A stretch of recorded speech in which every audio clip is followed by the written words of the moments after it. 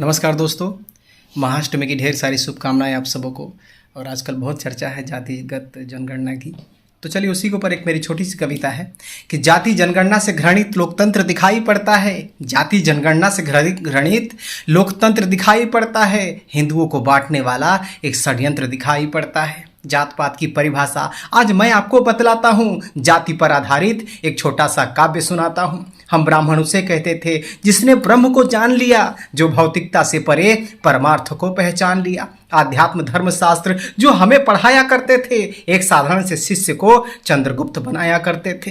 ब्राह्मण कोई व्यक्ति नहीं, एक समाज के दर्पण थे। सदाचार, सभ्य विचार, श्रद्धा और समर्पण थे। क्षत्रिय हम उसे कहते जो धर्म की रक्षा करते थे, दुश्मन और गद्दारों को कभी न बख्शा करते थे। वैसे वो थे पूरी दुनिया में व्यापार किया करते थे, जो देश की कलाकृति विविधताओं का विस्तार किया करते थे। जो शूद्र तो श्रम कौशल कलाकृति के परिचायक थे, देश की अर्थव्यवस्था में सबसे बड़े सहायक थे। आज भी इनकी वास्तुकला पूरी दुनिया को चिढ़ाता है। पुराने किले मंदिर देख मन आश्चर्यचकित हो जाता है। बच्चे के जन्म पर चमैन दादी नाड़ी काटा करती थी, अपने हाथों से मिष्ठान पूरे गांव में बांटा करती थी। कुम्हार काका के बनाए दिए हम दिवाली में जलाते थे, कोई भेदभाव नहीं, हम मिलजुल कर उत्सव मनाते थे। हम मिलकर उत्सव मनाते थे। बेशक घर हमारा कच्चा पर संबंध हमारा पक्का था। सिर्फ नफरत हमारा झूठा पर प्यार हमारा सच्चा था। सबके काम अलग अलग, सबकी अलग महत्वता थी। एक दूसरे से जुड़े रहना ही ये हमारी सभ्यता थी। सिख कोई अलग नहीं, वो सनातन का गहना था। सिख कोई अलग नहीं, वो सनातन का गहना था। धर्म की रक्षा के लिए जिसने सर पर पगड़ी पहना था, संस्कृति बचाने के लिए चट्टान बनकर खड़ा था। वो 1.25 लाख भेड़ियों से एक सिंह लड़ा था जो, हाँ एक सिंह लड़ा था जो। सब कुछ न्यौछावर हो गया फिर भी माना हार नहीं। मृत्यु उसे स्वीकार था पर इस्लाम उसे स्वीकार नहीं। बुद्ध जैन एक पद्धति है तपस्या और त्याग की, उच्चतम अनुराग मोक्ष और वैराग की। बेशक रास्ते थोड़े अलग पर मंजिल हमारा एक था जी। ईश्वर की अनुभूति करने का भाव हमारा नेक था जी। पर जो समझना ही नहीं चाहते उन्हें भला समझाऊं कैसे। एक ही बात की गांठ बांध ली, उस गांठ को सुलझाऊं कैसे। अगर हम में जाति होती तो हम कृष्ण को पूजते ही क्यों। अगर हम में जाति होती तो हम कृष्ण को पूजते ही क्यों। राम नाम की माला बोलो हम भजते ही क्यों। वाल्मीकि को महर्षि, रविदास को संत बुलाते क्यों। उच्च जाति वाले रावण को हर वर्ष भला जलाते क्यों। हाँ हर वर्ष भला जलाते क्यों।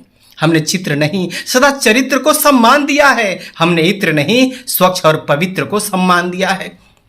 एक चारपाई के 4 पैर, बताओ कौन बड़ा कौन छोटा है। एक चारपाई के 4 पैर, बताओ कौन बड़ा कौन छोटा है। जो इतनी सी बात समझ ना पाए वो बिन पेंदी का लोटा है। ये जात पात वाली ना कसम से साजिश बड़ी ही गहरी है।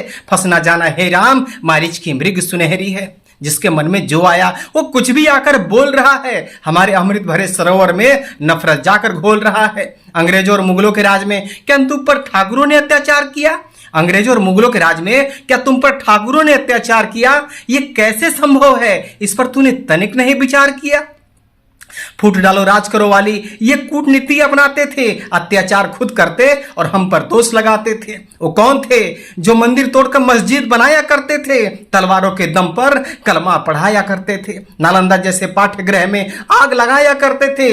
हमारे मंदिर जाने पर वो टैक्स उगाया करते थे। जो कर दे ना पाए उसे अछूत बुलाया करते थे। जो मजहब के नाम पर उत्पात मचाया करते थे, हाँ उत्पात मचाया करते थे।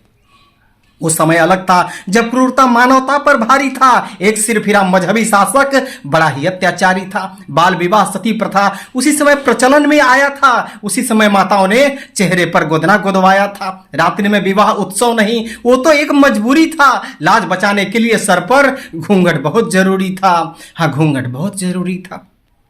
जहां चारों तरफ जंजीरें हो वहां चिड़िया कहां चहकती है। उजड़े हुए गुलशन में खुशबू कहां महकती है। जो खो गया सो खो गया, जो बचा है उसे बचा ले हम। अपने पुरखों की धरोहर मिलजुल कर संभाले हम। अगर कुछ मतभेद है तो आओ मिलकर बात करें। अगर कुछ मतभेद है तो आओ मिलकर बात करें। गिले शिकवे मिटा करके नवयुग की शुरुआत करें।